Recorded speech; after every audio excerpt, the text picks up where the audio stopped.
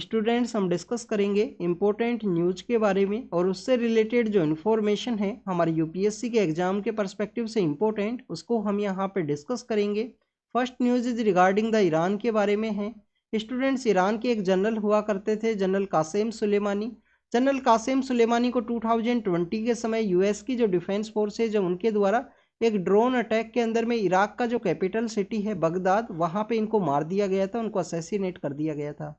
आप देखिए कि जनरल कासिम सुलेमानी का ही मेमोरी के रूप में ईरान के सदर्न पार्ट के अंदर एक सिटी है जिसको कि हम करमन सिटी के नाम से जानते हैं, करमान के रूप से।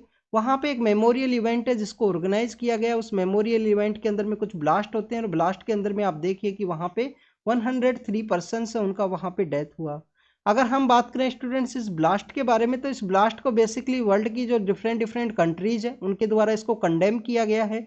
रिसेंटली भी हमने एडिटोरियल के बारे में एक में डिस्कस किया था कि जैसे यूएस के द्वारा रेड सी के एरिया के अंदर होती रिबेलियंस के ऊपर अटैक किया गया, तो वहाँ पे एक कंसर्न है उसको रेज किया गया था कि यहाँ पे जिस तरीके से यूएस के द्वारा होती रिबेलियंस के ऊपर में अटैक किया गया है, इजराइल और हमास का जो कन्फ्लिक्ट है वो कंटिन्यूस है, होती रिबेलियंस के द्वारा हमास को अपना एक एफिलिएशन है उसको शो किया गया था।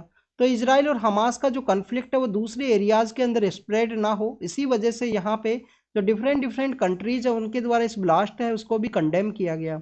अगर हम बात करें स्टूडेंट जनरल कासिम सुलेमानी के बारे में, तो जनरल कासिम सुलेमानी के जो एक्शंस हैं उनको ईरान की जो कॉमन पब्लिक है उसके द्वारा वर्शिप किया जाता है, उनको प्रेज किया जाता है कि कैसे इस्लामिक स्टेट का जो डोमिनेशन का एरिया हुआ करता था इराक एंड सीरिया के अंदर में, उसको जनरल कासिम सुलेमानी के द्वारा कंट्रोल किया गया था। इनके द्वारा बेसिकली एक अलायंस है उसको भी क्रिएट करने का इनका एक प्लान था कि जनरल कासिम सुलेमानी के द्वारा ईरान के जो फ्रेंडली कंट्रीज है उनका एक अलायंस है उसको क्रिएट किया जाए और मिडिल ईस्ट के रीजन के अंदर में जो वेस्टर्न पावर्स का जो डोमिनेशन है जिसमें यूएस है और डिफरेंट डिफरेंट कंट्रीज के जो इंटेलिजेंस एजेंसीज हैं, डिफेंस एजेंसीज का जो प्रेजेंस है उसको वहाँ से निकाला जा सके।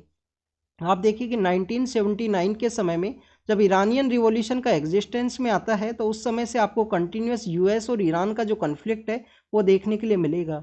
आप देखिए कि उसी 1979 की रिवॉल्यूशन के द्वारा जो रिवॉल्यूशन के जो एक्टिविस्ट हैं उनके द्वारा यूएस का जो एम्बेसी है उसके ऊपर भी अटैक किया गया था। उसके रिगार्डिंग में एक मूवी भी है। आप देखिए आर्गो नाम का जो मूवी है उसके अंदर शो किया गया है कि कैसे कनेडियन एजेंसीज के द्वारा जो कनेडियन एम्बेसी है उसके द्वारा जो यूएस के डिप्लोमेट्स हैं उनको रेस्क्यू किया गया था 1979 के उस ईरानियन रिवॉल्यूशन के पर्सपेक्टिव से। तो आपको समय मिले तो कभी आप देखना इस मूवी के बारे में।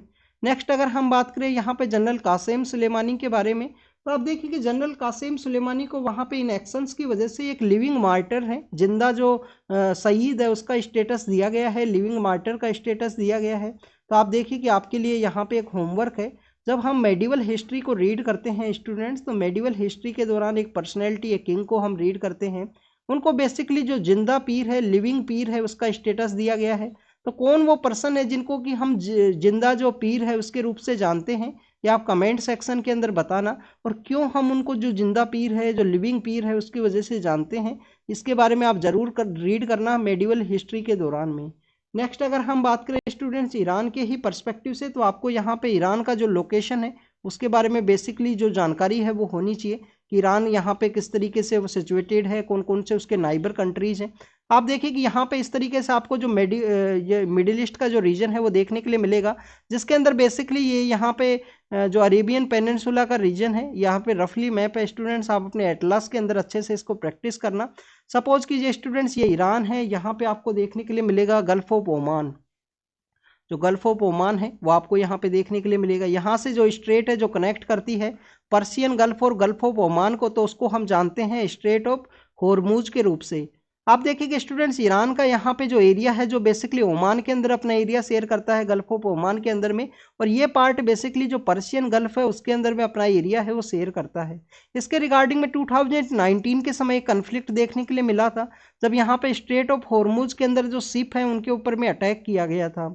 इसके अलावा स्टूडेंट्स यहाँ पे पाकिस्तान सिचुएटेड है। पाकिस्तान का जो ग्वादर पोर्ट है वो इसी एरिया के अंदर सिचुएटेड है। जो ग्वादर पोर्ट है जो चाइना के साथ में चाइना पाकिस्तान इकोनॉमिक कॉरिडोर के थ्रू उसको बनाया गया है। और आप देखिए कि इंडिया का जो बेसिकली हम जानते हैं यहाँ पे जो पोर्ट है जो इंडिया के द्वारा डेवलप किया गया है ईरानियन अथॉरिटीज़ के साथ में, जिससे कि यहाँ पे अफगानिस्तान का जो रीजन है, जो ईरान के साथ में अपना एरिया शेयर करता है, उसको बेसिकली जो ह्यूमैनिटेरियन एड्स है उनको यहाँ पे सप्लाई किया जा सके। यहाँ पे आपको स्टूडेंट्स कैस्पियन सी देखने के लिए मिलेगा, और कैस्पियन सी के साथ में जो एरिया शेयर करता है वो आपको तुर्कमेनिस्तान है, जो कि ईरान के साथ में भी अपना एरिया शेयर करेगा। तो ईरान बेसिकली कैस्पियन सी के साथ में अपना एरिया शेयर करता है, और इधर आपको जो पर्शियन गल्फ है, गल्फ ऑफ ओमान है, उनके साथ भी वह अपना एरिया शेयर करेगा। कैस्पियन सी के बारे में हमने क्यों रीड किया, क्योंकि काफ़ी बार इसके रिगार्डिंग में जो न्यूज़ है वो देखने के लिए मिलती है। हमारे जो यूपीएससी के प्रीलिम्स है उसके अंदर भी क्वेश्चन पूछा गया है कैस्पियन सी के ही पर्सपेक्टिव से। इसके जो 5 कंट्रीज हैं जिनको कि हम तारीख नाम का जो निमोनिक है उसके रूप से जानते हैं, जो 5 कंट्रीज अपना जो एरिया है वो शेयर करते हैं कैस्पियन सी के साथ में। आप देखेंगे स्टूडेंट्स, ईरान का जो करमन नाम का जो सिटी है जो सदर्न पार्ट के अंदर में सिचुएटेड है, और यहाँ पे जो कैस्पियन सी है यहाँ पे आपको तेहरान नाम का जो सिटी है इनका कैपिटल वो देखने के लिए मिलेगा। कैस्पियन सी के साथ में जो बाउंड्री शेयर करने वाला जो सिटी है जिसको कि हम रामसर के रूप से जानते हैं। आप देखिए कि रामसर के बारे में क्यों डिस्कस किया गया है यहाँ पे। रामसर एक कन्वेंशन है 1971 का वेटलैंड्स के प्रोटेक्शन के रिगार्डिंग में, वेटलैंड्स का जो प्रोटेक्शन है उसके रिगार्डिंग में एक रामसर कन्वेंशन आपको देखने के लिए मिलता है।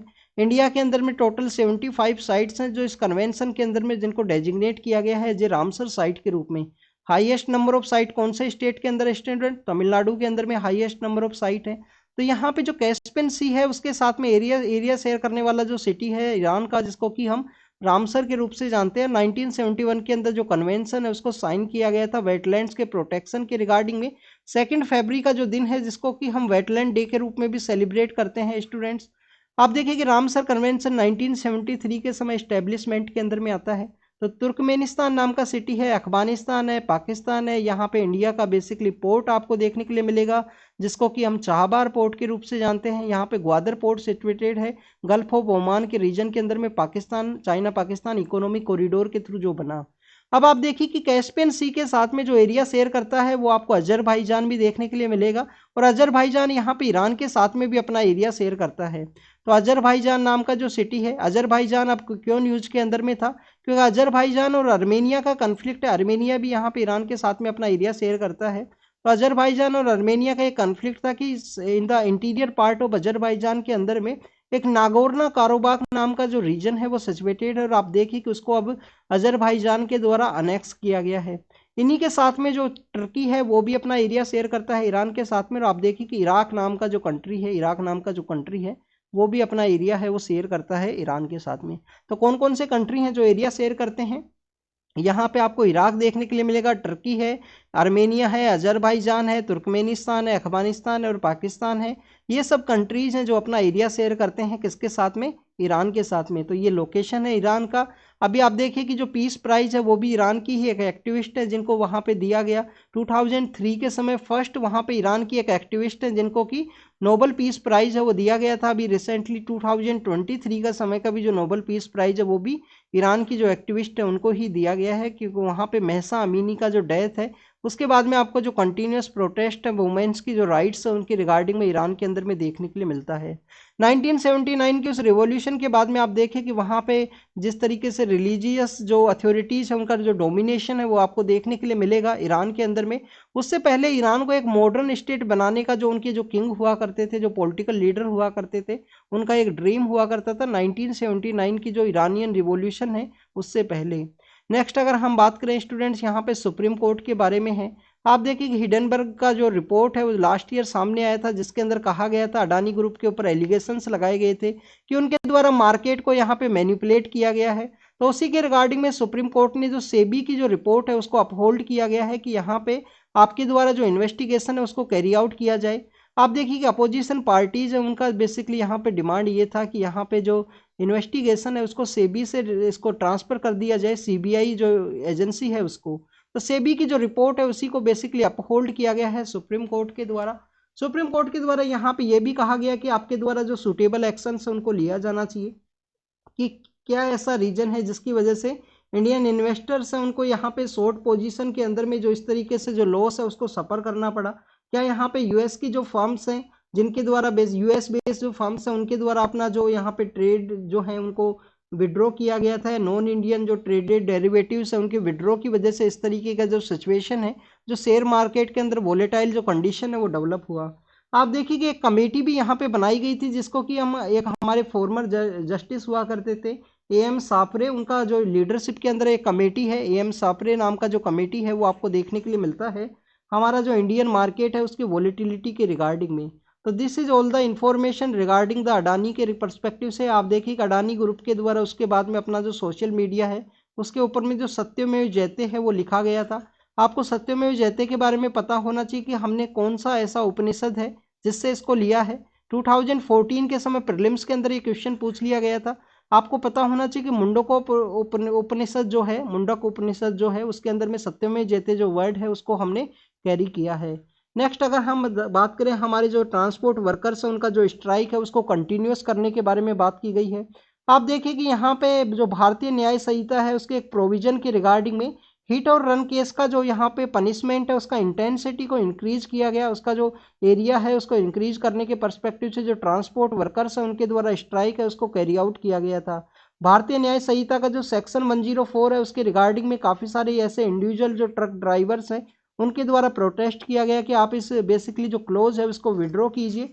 आप देखिए कि कुछ एसोसिएशंस के द्वारा यहाँ पे स्ट्राइक है उसको क्लोज भी किया गया है कि हम अपना जो स्ट्राइक है उसको यहाँ पे एंड करते हैं, क्योंकि जो हमारे होम मिनिस्ट्री के जो होम सेक्रेटरी हैं उनके द्वारा बेसिकली स्टेटमेंट दिया गया था कि इस तरीके से कोई भी क्लोज का जो इम्प्लीमेंटेशन किया जाएगा तो उसको बेसिकली आपसे डिस्कशन करने के बाद ही उसको कैरी आउट किया जाएगा। नेक्स्ट अगर हम बात करें आरटीआई एक्ट के बारे में है, 2005 के समय ये इस्टेब्लिशमेंट में आया था आरटीआई एक्ट, आपको इसके बारे में जानकारी होनी चाहिए। एमकेएसएस नाम का जो ऑर्गेनाइजेशन है जो राजस्थान के अंदर अपना वर्क करता है, और आप देखिए उसी के रिगार्डिंग में जो हमारे यहाँ पे निखिल डे नाम के जो पर्सन है उनके द्वारा बेसिकली एमकेएसएस को इस्टेब्लिश करने के अंदर में काफ़ी इंपॉर्टेंट रोल है वो निभाया गया, जिससे कि आरटीआई जो एक्ट है वो यहाँ पे इस्टेब्लिशमेंट में आए। उसी के रिगार्डिंग में एक आरटीआई के अंदर जो सेल्फी पॉइंट्स है उनके रिगार्डिंग में यहाँ पे एक इन्फॉर्मेशन है जिसको रिवील किया गया था, जिसी के रिगार्डिंग में रेलवे के द्वारा अपने जो आरटीआई के जो कानून है उसको टाइटन किया गया है।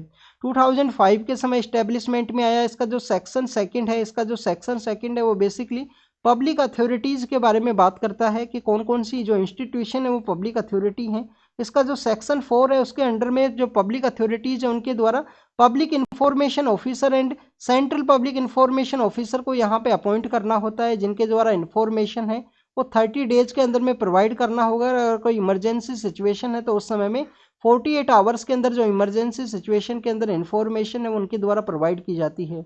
आप देखिए कि यहाँ पे आपको पता होना चाहिए आरटीआई का जो सेक्शन 8 है उसके अंदर में कुछ एजेंसीज है जिनको रेस्ट्रिक्ट किया गया है, उनके रिगार्डिंग में जो आप इन्फॉर्मेशन है वो नहीं पा सकते हो आरटीआई के जो इन्फॉर्मेशन एक्ट के थ्रू में। नेक्स्ट अगर हम बात करें टीएमसी जो पार्टी है उसके जो मेंबर ऑफ पार्लियामेंट है उनको बेसिकली जो पार्लियामेंट से उनका जो मेंबरशिप है जिसको से निकाला गया था उसी के बारे में डिस्कस किया गया है। आप देखिए कि हमारा जो इंक्वायरी के रिगार्डिंग में 3 पार्लियामेंट्री कमेटी आपको देखने के लिए मिलेगा। Petition privilege and ethics, petition privilege and ethics 3 committee हैं हमारा इंक्वायरी सेक्शन के रिगार्डिंग में। इन तीनों कमेटीज़ का जो मेंबरशिप है वो इक्वल है, जैसे कि हर एक कमेटी के अंदर 15 मेंबर आपको लोकसभा के अंदर और 10 मेंबर आपको राज्यसभा के अंदर देखने के लिए मिलते हैं इनके जो हाउस का जो कमेटी है उसके अंदर में। आप देखिए कि जो यहाँ पे एथिक्स का जो कमेटी है उसके रिगार्डिंग में इनको निकाला गया है उनकी मेंबरशिप से, क्योंकि इनके द्वारा कुछ अनएथिकल बिहेवियर है उनको कैरी आउट किया गया, तो उनका जो प्रोविजन है जो यहाँ पे लोकसभा के अंदर में पास किया गया था। अगर हम एथिक्स कमेटी के बारे में बात करें 1997 के समय जब राज्यसभा की वोटिंग के दौरान में कुछ एथिकल बिहेवियर है अनएथिकल बिहेवियर देखने के लिए मिला था, उसी की वजह से सबसे पहले इसको राज्यसभा के अंदर में स्टार्ट किया गया था। 2000 के समय में आपको लोकसभा के अंदर भी जो एथिक्स कमेटी है उसका एग्जिस्टेंस है वो देखने के लिए मिलता है। नेक्स्ट इज रिगार्डिंग द यहाँ पे जो सैनिटेशन वर्कर्स हैं उनके बारे में है।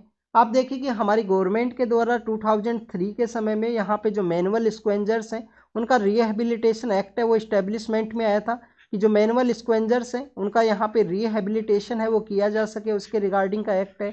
आप देखिए कि उसी के रिगार्डिंग में जो कंपनसेशन है जिसके रिगार्डिंग में गुजरात हाई कोर्ट के द्वारा डिस्कस किया गया है, गवर्नमेंट को कहा गया है कि सैनिटेशन वर्कर्स जिनका डेथ हुआ है उसको आप यहाँ पे जो कंपनसेशन है वो प्रोवाइड कीजिए उनके जो बेसिकली फैमिली मेम्बर्स हैं उनको। आप देखिए इंडिया के अंदर में काफ़ी सारे जो सैनिटेशन के रिगार्डिंग में जो मैनुअल स्क्वेंजर्स हैं उनका जो डेथ है आपको हर एक दिन देखने के लिए मिलता है। हमारे जो यहाँ पे जो टैंक्स हैं उनको सफाई के दौरान में इनका जो डेथ आपको देखने के लिए मिलेगा। कोई सेफ्टी जो गार्ड्स हैं उनको यहाँ पे अवेलेबल नहीं करवाए जाते हैं उनका जो सफाई है उसके दौरान में। बाद में एक बेसिकली एक रोबोट है जिसको भी डेवलप किया गया था, जिसको कि हम बांदीकूट नाम का जो रोबोट है उसके रूप से जानते हैं, जिससे कि यहाँ पे हमारे जो सीवरेज टैंक्स हैं उनका जो सफाई है उसको कैरी आउट किया जा सके। इस रिहेबिलिटेशन एक्ट के अंदर में इनको जो कुछ कंपनसेशन के अंदर कुछ पैसे हैं वो भी प्रोवाइड किए जाते हैं। दूसरा, ये एम्प्लॉयमेंट यहाँ पे स्टार्ट कर सके उसके रिगार्डिंग में जो कंपनसेशन है सॉरी स्टूडेंट्स, तो उसके रिगार्डिंग में बेसिकली कंपनसेशन का जो बात है वहाँ पे किया गया है मैनुअल स्क्वेंजर्स रिहेबिलिटेशन एक्ट 2013 के अंदर में। आप देखिए कि एक पर्सन है बेंजवाड़ा विल्सन, वो रिहेबिलिटेशन के रिगार्डिंग में काफ़ी कुछ वर्क कर रहे हैं। यहाँ पे मैनुअल स्क्वेंजर्स को बेसिकली जो बेनिफिट है वो प्रोवाइड किया जा सके, उनको कैसे इस वर्क से निकाला जा सके, उनको बेसिक जो सेफ्टी गार्ड्स हैं वो प्रोवाइड किए जाए जब भी वो किसी एक्टिविटी के अंदर यहाँ पे इन्वॉल्व हों। तो students, this is all the information related to manual scavengers के बारे में है। आपको 2016 का जो प्रीलिम्स है उसके अंदर एक क्वेश्चन पूछा गया था। राष्ट्रीय गरिमा अभियान है जो गवर्नमेंट के द्वारा किसके द्वारा किन के पर्सपेक्टिव से स्टार्ट किया गया है, वो सैनिटेशन वर्कर्स के रिगार्डिंग में हमारी गवर्नमेंट के द्वारा स्टार्ट किया गया था, राष्ट्रीय गरिमा अभियान है। नेक्स्ट अगर हम बात करें, तमिलनाडु के अंदर इन्वेस्टमेंट समिट है वो चल रही है, उसके दौरान में एक सेमीकंडक्टर इलेक्ट्रॉनिक पॉलिसी है उसको वहाँ पे बताया गया। तो आपको इंडिया के अंदर कुछ सेमीकंडक्टर का जो डेवलपमेंट है उसके रिगार्डिंग में कुछ स्टेट्स के बारे में जानकारी होनी चाहिए। आप देखिए कि सेमीकंडक्टर के पर्सपेक्टिव से आपको एक तो गुजरात स्टेट देखने के लिए मिलेगा, इसके अलावा एक कर्नाटक स्टेट है जिसके अंदर में इस तरीके का जो एक्टिविटीज़ हैं जिनको किया गया है कि यहाँ पे सेमीकंडक्टर का जो मैन्युफैक्चरिंग प्लांट है वो यहाँ पे इस्टेब्लिश किया जा सके। नेक्स्ट अगर हम बात करें, आप देखिए कि आर्टिकल 50 के पर्सपेक्टिव से सुप्रीम कोर्ट के द्वारा हाई कोर्ट्स को बेसिकली गाइडलाइन है वो इश्यू किया गया है कि आप यहाँ पे जो गवर्नमेंट ऑफिसर्स हैं उनको जो सम्मन है वो यहाँ पे कैरी आउट मत कीजिए, उनको यहाँ पे रेस्ट्रेन मत कीजिए उनकी एक्सरसाइज के दौरान में कि क्या एक्शन उनके द्वारा लिया गया। उनका जो कोई भी कमेंट है जैसे उनकी क्वालिफिकेशन के रिगार्डिंग में, उनके जो सोशल स्ट्रक्चर के रिगार्डिंग में जो कमेंट है वो भी यहाँ पे नहीं करना चाहिए। यहाँ पे बेसिकली जो गाइडलाइन है वो इश्यू किया गया है सुप्रीम कोर्ट के द्वारा। आप देखिए कि हमारे सीजीआई सर के द्वारा यहाँ पे जो जुडिशरी एंड एग्जीक्यूटिव के बीच में जो सेपरेशन ऑफ पावर का जो कॉन्सेप्ट है और दोनों एक दूसरे के कोऑपरेशन के साथ में वर्क करते हैं उसके बारे में भी कहा गया है। जो बेसिकली हमारा जो आर्टिकल 50 है डीपीएसपी के अंदर में, जहाँ पे जुडिशरी और एग्जीक्यूटिव के अंदर में जो सेपरेशन ऑफ पावर है उसके बारे में डिस्कस किया गया है। कास्ट बेस्ड डिस्क्रिप्शन है जो प्रिजन्स के अंदर में भी नहीं होना चाहिए, उसके बारे में सुप्रीम कोर्ट के द्वारा कहा गया। अभी हमने कुछ दिन पहले अक्टूबर के मंथ के अंदर जो अमितवा रॉय पैनल है, अमितवा रॉय पैनल जो किसके द्वारा बनाया गया था स्टूडेंट्स, हमारे प्रिजन सेक्टर के पर्सपेक्टिव से बनाया गया था।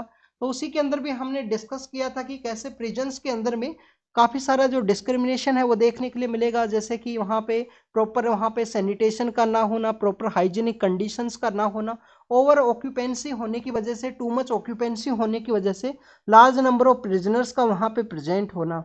आप देखिए कि प्रिजन के बारे में आपको एक और जानकारी होनी चाहिए कि प्रिजन जो सब्जेक्ट है, जेल का जो सब्जेक्ट है वो बेसिकली आपको स्टेट लिस्ट के अंदर में देखने के लिए मिलता है, बट हमारी जो यूनियन होम मिनिस्ट्री है उसके द्वारा एक मैनुअल है उसको बनाया जा सकता है यहाँ पे स्टेट लिस्ट के इस प्रिजन सब्जेक्ट के ही रिगार्डिंग में। तो स्टूडेंट्स, ऐसा ही क्वेश्चन 2023 का जो प्रीलिम्स है उसके अंदर में पूछ लिया गया था प्रिजन सब्जेक्ट के रिगार्डिंग में। आपको इस तरीके से बेसिक इन्फॉर्मेशन के बारे में ज़रूर से पता होना चाहिए।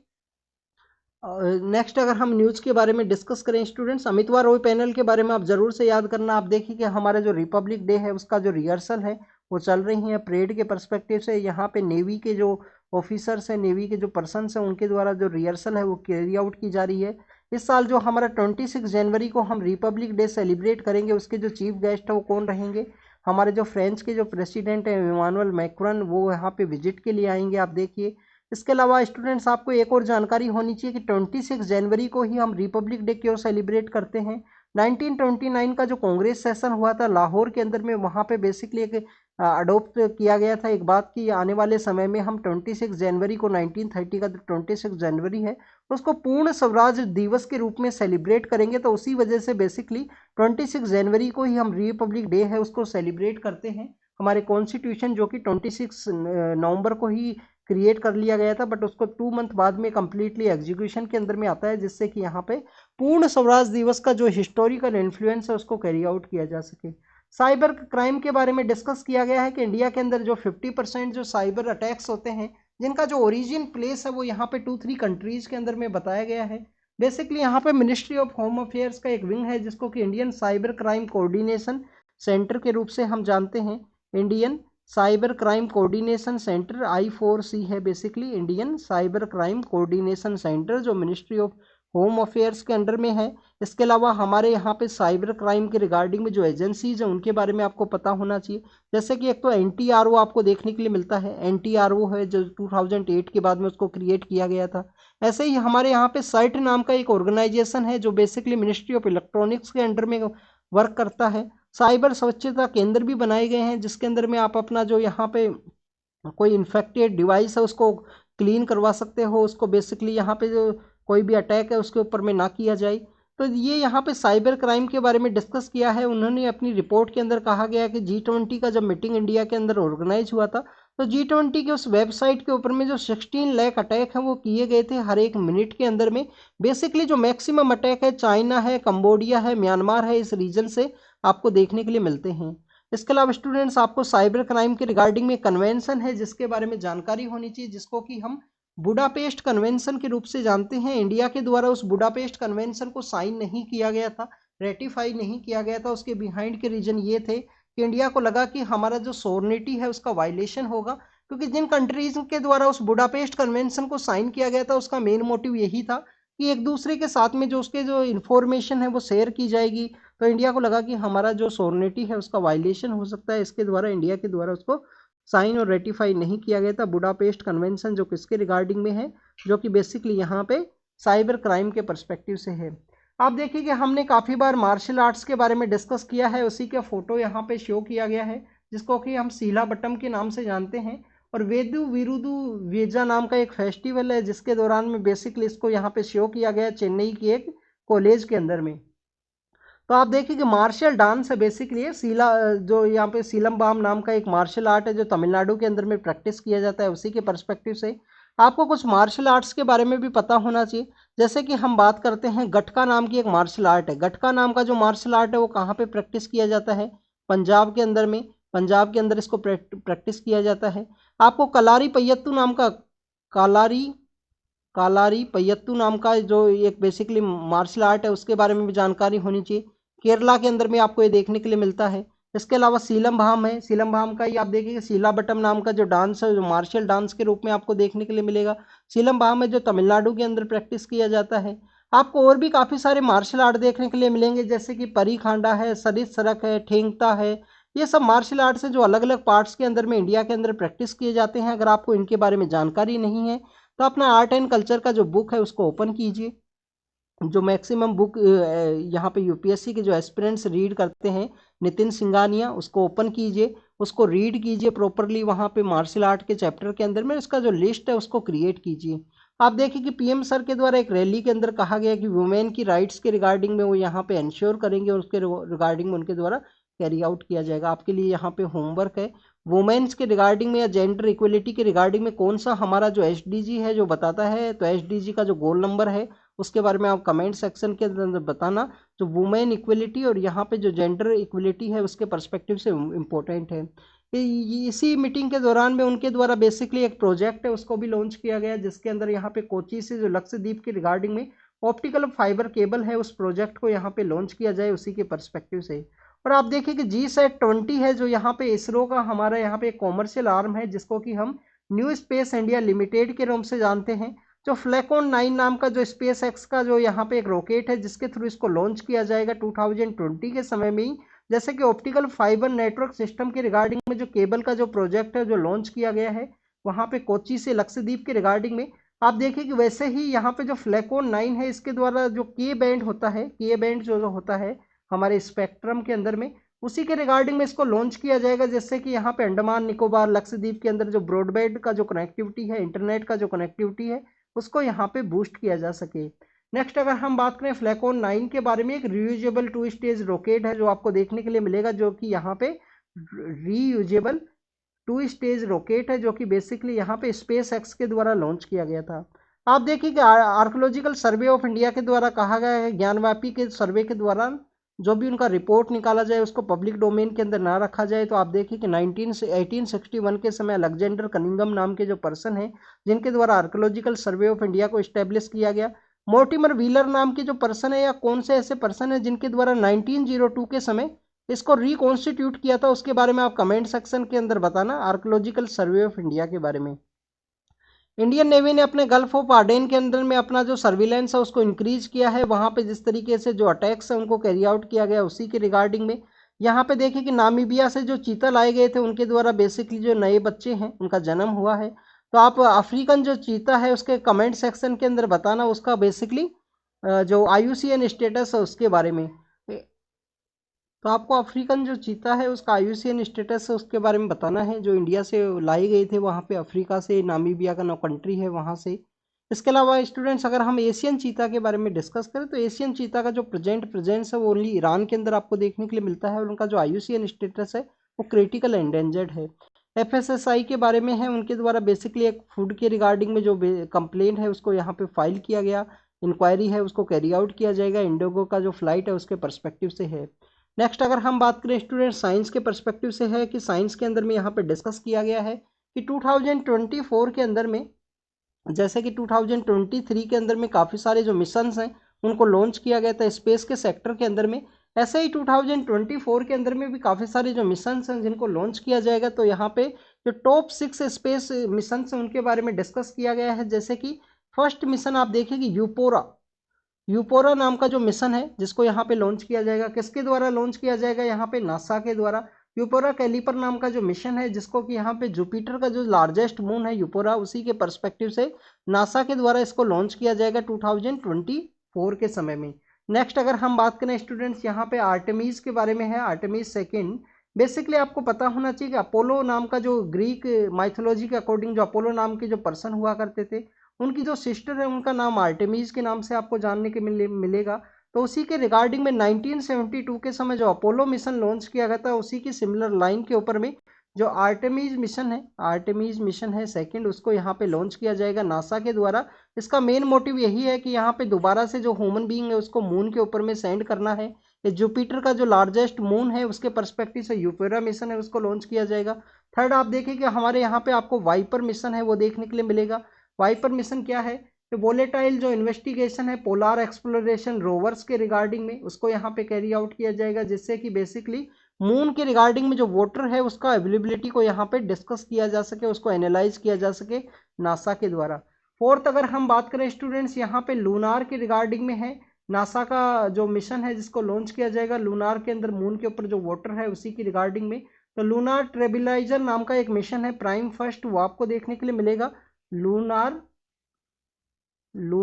ट्रेबलाइजर जो प्राइम फर्स्ट है, लूनार जो प्राइम फर्स्ट मिशन है जो नासा के द्वारा। फिफ्थ देखिए कि यहाँ पे जापान स्पेस एजेंसी है जिसको कि हम जाक्सा के रूप से जानते हैं। जापान स्पेस एजेंसी के द्वारा मेरिटियन जो मार्स है उसके रिगार्डिंग में जो मून का एक्सप्लोरेशन मिशन है वो लॉन्च किया जाएगा।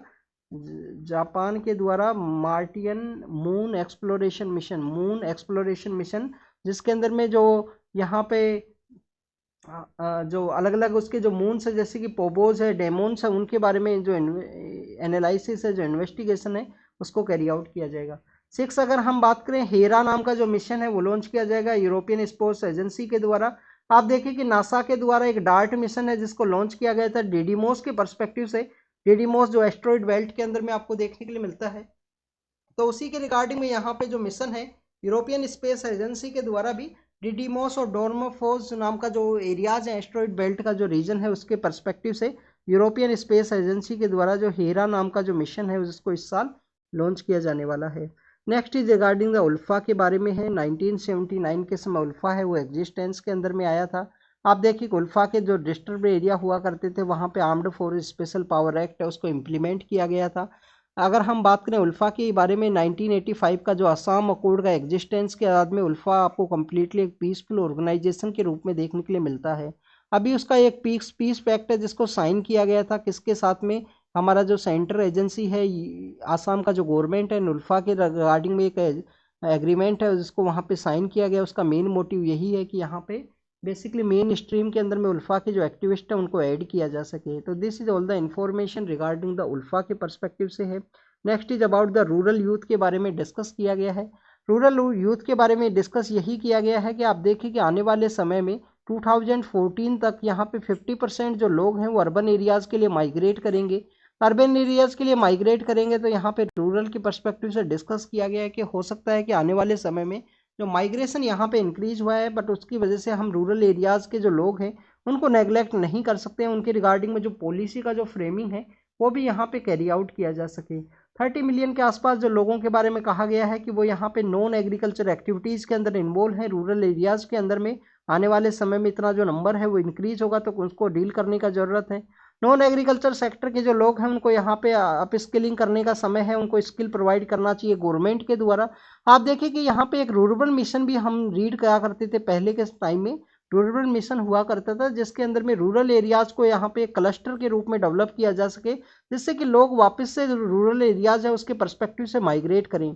एग्रीकल्चर को यहाँ पे एक अच्छा एक एम्प्लॉयमेंट के रूप में प्रेजेंट करने का ज़रूरत है। जो बेटर वे में जो एम्प्लॉयमेंट है, जो एमएसपी है वो गवर्नमेंट के द्वारा अगर प्रोवाइड किया जाए तो आने वाले समय में जो एग्रीकल्चर है वो यहाँ पे यूथ है उसको अडोप्ट किया जा सकता है। नेक्स्ट अगर हम बात करें student, next news is regarding the यहाँ पे नेतन्याहू के पर्सपेक्टिव से है।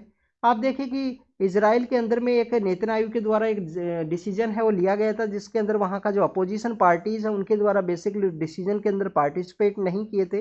तो 60/4 का 0 रेशियो के साथ में जो यहाँ पे उसको पास करवा लिया गया था नेतन्याहू का जो अलायंस का जो गवर्नमेंट है उनके द्वारा वहाँ पे। उसके अंदर में बेसिकली डिसीजन का मेन मोटिव यही था कि जुडिशरी का जो लॉ है उसको लिमिट करना था, कि बेसिक स्ट्रक्चर के रिगार्डिंग में जो जुडिशरी का कोई भी पावर नहीं है अगर उसको यहाँ पे अमेंड किया जाता है। तो आपको यहाँ पे देखिए कि वहाँ का जो जुडिशरी है उसके द्वारा गवर्नमेंट का ये प्रोविजन है उसको कैंसिल कर दिया गया।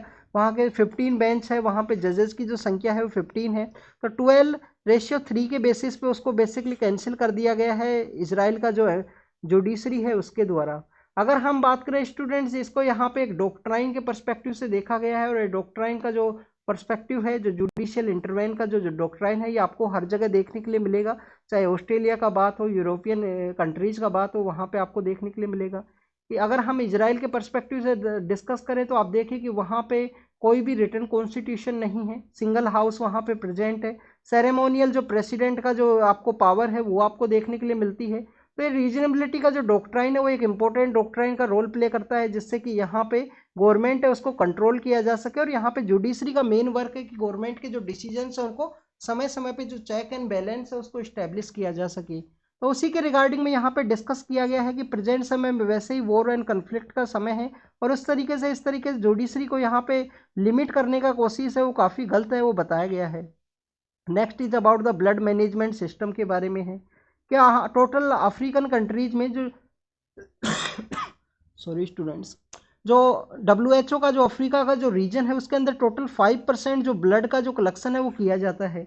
इसके अलावा आप देखिए कि यहाँ पे ब्लड मैनेजमेंट है उसको इम्प्रूव करने का ज़रूरत है। जैसे कोविड-19 के समय में हमारी जो टोटल जो पॉपुलेशन है उसके पर्सपेक्टिव से जो 6 लाख ब्लड है उसका जो नेग्लिजेंस है या कमी है वो आपको देखने के लिए मिलेगा। टोटल अगर हम इंडिया के ही पर्सपेक्टिव से बात करें तो यहाँ पे 1.27 जो करोड़ ब्लड का जो यूनिट है वो कलेक्ट की जाती हैं, बट ये भी यहाँ पे जो 6 लाख यूनिट है उनसे जो कम है वहाँ पे देखने के लिए मिलेगा। 6 लाख यूनिट का जो स्टोरेज है उसको और भी ज़्यादा करने का ज़रूरत है। इंडिया ने अपना जो ब्लड मैनेजमेंट सिस्टम है उसको काफ़ी अच्छे से मैनेज किया है, बट स्टिल आपको जो शॉर्टेज है, आप देखिए कि 6 लाख यूनिट का जो शॉर्टेज है वो आपको देखने के लिए मिलता है।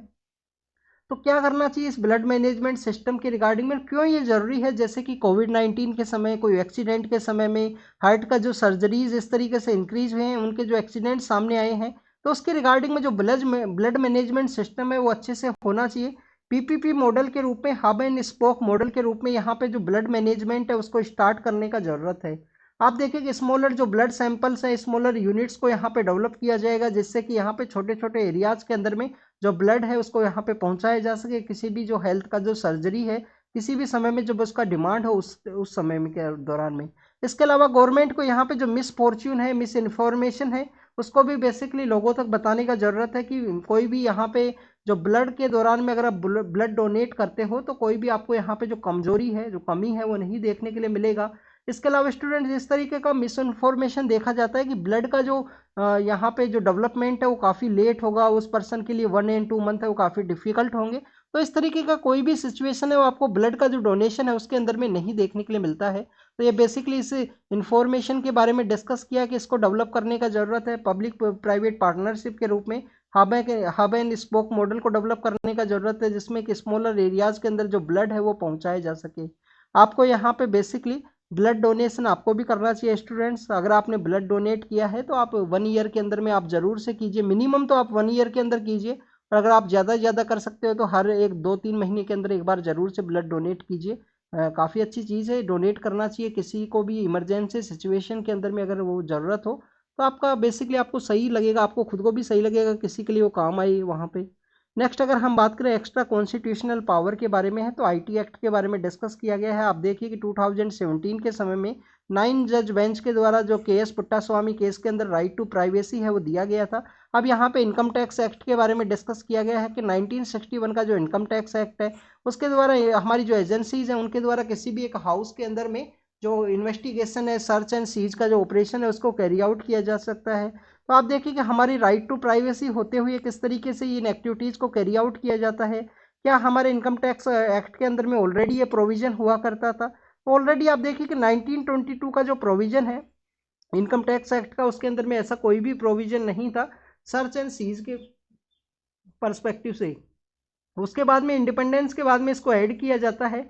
समय समय पे जो इसके अमेंडमेंट आते हैं जिसके अंदर एमपी शर्मा केस भी है, उन सभी के बारे में यहाँ पे डिस्कस किया गया है कि आईटी सर्च के अंदर में कैसे एक्स्ट्रा कॉन्स्टिट्यूशनल जो पावर है वो यहाँ पे दी गई है। हमारी जो इन्वेस्टिगेशन एजेंसीज है उन्हें उसके बारे में यहाँ पे डिस्कस किया गया है। तो आप इसके अंदर में जो हमारा आईटी एक्ट है उसके बारे में एक बार रीड करना। एमपी शर्मा केस है, केएस पुट्टास्वामी केस है, उसके बारे में आपको जानकारी होनी चाहिए। तो बेसिकली यहाँ से क्वेश्चन ये तरीके से बनेगा कि आपको यहाँ पे जो हमारी एजेंसीज हैं उनका इस तरीके से हमारा राइट टू प्राइवेसी का वायलेशन तो नहीं है, बट इन्वेस्टिगेशन को कैरी आउट करने के लिए सर्च सीज एंड सर्च का जो ऑपरेशन है उसको कैरी आउट किया ही जाएगा स्टूडेंट। अगर वो नहीं कैरी आउट किया जाएगा तो बेसिकली आप किस तरीके से यहाँ पे किसी भी कंक्लूजन है उसके ऊपर रीच करोगे। कोई भी यहाँ पे आपको जो टिप मिला है कि वहाँ पे बेसिकली इस तरीके से कोई भी जो इनकम टैक्स है उसका चोरी हुआ है तो उसके बारे में आपको जानकारी होनी चाहिए। तो इसके बारे में रीड करना केएस पुट्टास्वामी केस के बारे में आप। नेक्स्ट अगर हम बात करें वर्ल्ड के पर्सपेक्टिव से है स्टूडेंट, तो वर्ल्ड के पर्सपेक्टिव से आप देखें कि यूरोपियन एजेंसीज के द्वारा, यूरोपियन ईयू के द्वारा यहाँ पे रसिया का जो लार्जेस्ट डायमंड का जो जिनके द्वारा एक्सपोर्ट किया जाता था उसके ऊपर जो बैन है वो लगाया गया है। आप देखें कि इंडिया के G7 के जो कंट्रीज हैं उनके द्वारा बैन लगाया गया था ईरान और रशिया और यूक्रेन का जो कॉन्फ्लिक्ट हुआ था उसके बाद में। आप देखिए कि इंडिया के अंदर जो सूरत के अंदर जो डायमंड है उसको सबसे ज़्यादा जो कट है मैन्युफैक्चरिंग है वो कैरी आउट किया जाता है। WHO के जो चीफ हैं, वर्ल्ड हेल्थ ऑर्गेनाइजेशन के जो चीफ हैं, उनके द्वारा रेड क्रिसेंट का जो ऑफिस है उसके ऊपर अटैक किया गया तो उसको उन्होंने कंडेम किया है कि हमास का जो बेसिकली जो गाजा स्ट्रिप है उसके अंदर रेड क्रिसेंट के ऊपर अटैक करना एक काफ़ी कंडेमेबल जो बेसिकली वर्क है उसको यहाँ पे कंडेम किया गया है इनके द्वारा यहाँ पे। नेक्स्ट अगर हम बात करें स्टूडेंट जापान के बारे में है, अर्थक्वेक सुनामी की वजह से काफ़ी कुछ जो अटैक है वो वहाँ पे हुआ है, लोगों का डेथ भी हुआ है। अर्थक्वेक एंड सुनामी का जो कंडीशन है वो आपको देखने के लिए मिला। Next is about the Pakistan के बारे में है, पाकिस्तान के पर्सपेक्टिव से डिस्कस किया गया है। इजराइल के पर्सपेक्टिव से आप देखिए अटैक किया गया, हमास के जो टॉप लीडर्स हैं उनका डेथ हुआ है। लेबनान के अंदर में जो बैरूत के अंदर जो अटैक हुआ उसके अंदर में इजराइल के जो मिनिस्टर हैं उनके द्वारा यहाँ पे गाजा सेटलर्स को वापस से रिटर्न करने के बारे में डिस्कस किया गया है। हार्वर्ड के जो प्रेसिडेंट है उसका भी इजराइल और हमास के कन्फ्लिक्ट की वजह से उनको यहाँ पे रिजाइन है वो करना पड़ा। This is regarding the south Korea के बारे में है, उनके द्वारा किस तरीके से हमारा जो नेवल है उसको यहाँ पे बेसिकली वेस्टर्न कोस्ट के अंदर में जो एक्सरसाइज है उनके द्वारा कैरी आउट की गई है। ट्रंप के द्वारा आप देखिए कि डिपोर्टेशन के बारे में है, ट्रंप के द्वारा डिपोर्टेशन के बारे में इंफॉर्मेशन ये है कि उनके द्वारा डिपोर्टेशन ऑपरेशन को चलाने के बारे में बात की गई है। डोमेस्टिक जो लोग हैं उनको प्रोटेक्ट करने के बाद में आप देखिएगा अभी हमने निकारागुआ के बारे में डिस्कस किया था 2019 के समय भी एक इंडियन गर्ल है जिसका एरिजोना जो डेजर्ट का एरिया है उसके अंदर उसका पाए जाने के बाद में ट्रंप के द्वारा जिस तरीके से ऑपरेशंस को चलाया गया था कि वहाँ पे एक वॉल है उसको क्रिएट किया जाए जिससे कि यहाँ पे जो इलीगल माइग्रेंट्स हैं उनको रोका जा सके। इसके अलावा आप देखिए कि टोक्यो के अंदर जो प्लेन क्रैश हुआ उसको यहाँ पे इन्वेस्टिगेट किया जाएगा। नाइजर के बारे में है, इसके बारे में आप रीड करना इसके लोकेशन के पर्सपेक्टिव से। आप देखिए शेख हसीना मैम जो है वो 5th टर्म के लिए यहाँ पे जो PM है वो इलेक्ट हो सकती हैं। और उसके बिहाइंड के बारे में ये है स्टोरी कि वहाँ पे जो अपोजिशन पार्टी है उनके द्वारा इसको बेसिकली इलेक्शंस को बाइकआउट किया गया है, उनके द्वारा पार्टिसिपेट नहीं किया गया। इसके अलावा आप देखिए कि वहाँ पे मोहम्मद यूनिस नाम की जो पर्सन है, जो micro small and medium enterprise, या हम बात करें कि जो माइक्रो फाइनेंस है, उसके पर्सपेक्टिव से उनका वर्क काफ़ी ज़्यादा इंपॉर्टेंट है। उनको भी बेसिकली जो केस है उसके अंदर फाइल किए गए हैं उनके अगेंस्ट में, जिनको 2006 के समय नोबेल प्राइज भी दिया गया था। बांग्लादेश ग्रामीण बैंक है उनके पर्सपेक्टिव से। तो this is all the information related to today's newspaper. आज थोड़ा लेट हो गया स्टूडेंट्स न्यूज़पेपर, कल से कोशिश करेंगे आपके लिए जल्दी अपलोड किया जाए थोड़ा। तो thank you students, thank you.